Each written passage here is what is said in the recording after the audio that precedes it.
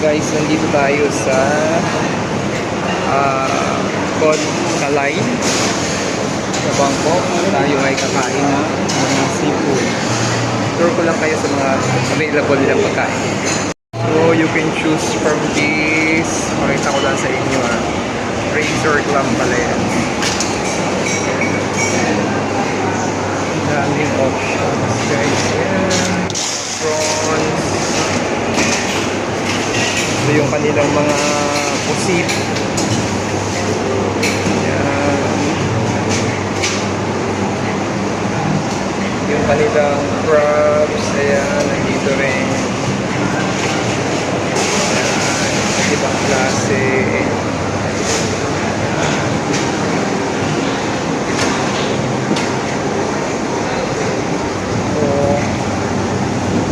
Spanner crab, boiled shrimp, oyster, yan. Pa tayo. So yung mga iba ngayon ko lang nakita dito. We have to get some muna siguro. Yan. And try din natin yung kanilang mud crab.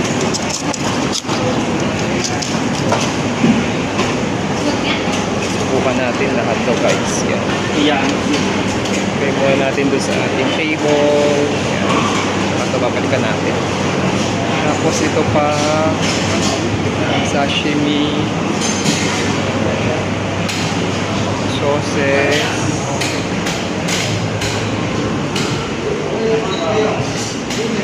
grabe ang mura.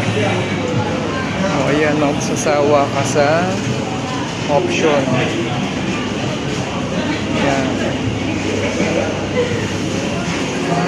Dito may mga pang-ihaw. Yan.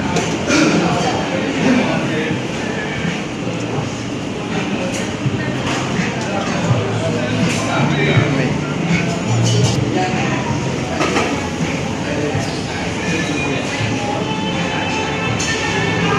Ito yung mga ready ng pagkain.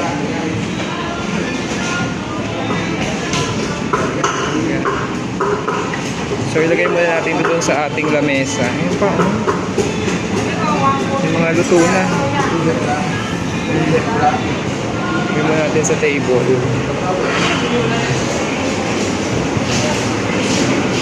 Hanggang dito, ang dami-dami pizza. Mamaya puntahan natin yung iba.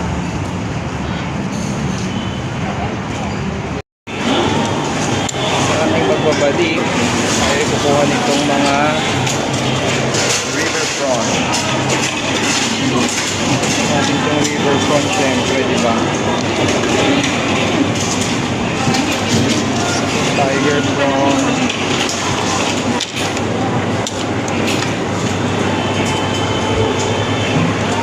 Tayo ng scallops. Ayan. Tsaka ito masarap din to. Itong razor. Razor clam. Kumain din tayo niyan. So ito doon natin guys. No? So ayan ang mga seafood dito sa Bangkok, Thailand. Let's enjoy.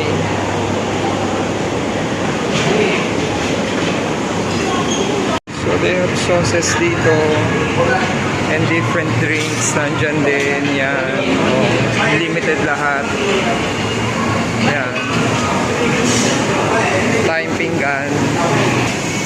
Kuha tayo dun sa luto na para makakain na tayo. Let's try nga ito.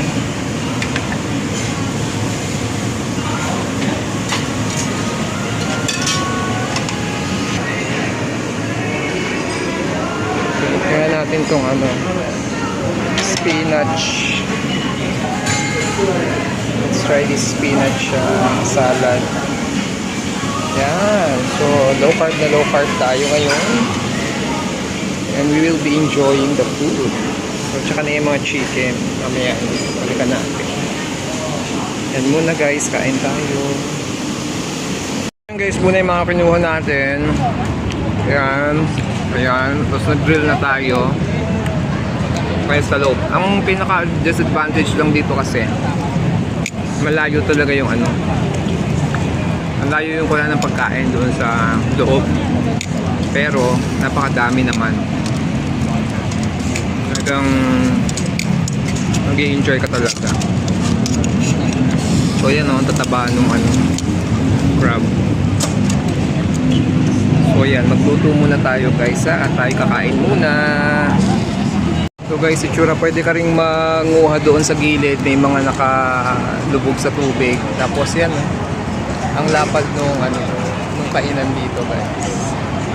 So 499, tapos parang nasa may 50 baht lang na dinagdag. Nasa 500 plus lang, sulit na, ganyan kadami makakain niya. So guys, talagang panalo talaga, no? Talagang seafood haven dito sa Thailand. Ayan. Ayan mga nakain namin. Marami pa sa loob. Talagang sulit na sulit yung presyo talaga sa babayaran mo. So imagine mo, nasa 500 plus baht lang to. Sobrang mahal sa atin sa Pilipinas. But now, dito, na-enjoy natin.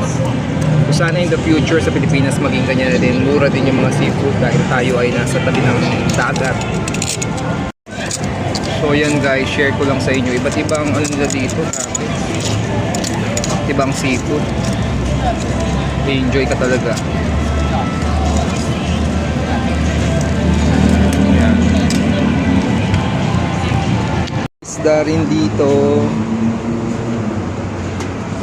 Yan. Fried. Maybe I'll take this one. It's okay? To take? Yung manaw. Okay. Can I get it? Italic. Okay. Thank you.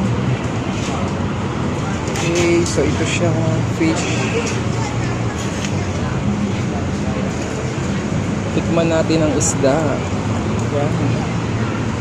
So ito, doon na natin ang kain guys. So ayan, yan. Para tayo ay mabusog. Tayo ng prutas.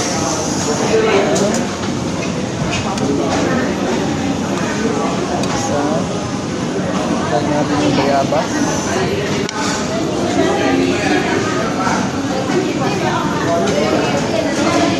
Tayo natin yung kawan.